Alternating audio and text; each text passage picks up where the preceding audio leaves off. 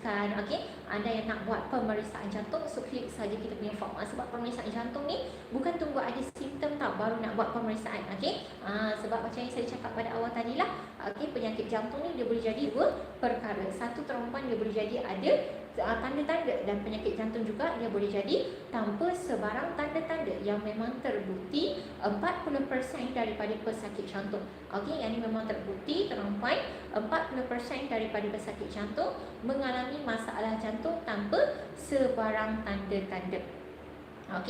Mengalami masalah jantung tanpa sebarang tanda-tanda. So bukan bermaksud kan, kadang-kadang ramai juga yang tanya, tak ada simptom boleh ke nak buat pemeriksaan jantung? So sangat digalakkan untuk buat.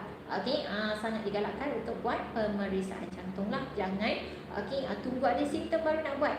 Walaupun kita ni masih muda, walaupun kita ni tak ada simptom, sihat, kita tak ada faktor keturunan pun, sekurang-kurangnya sekali setahun kita buat pemeriksaan detail.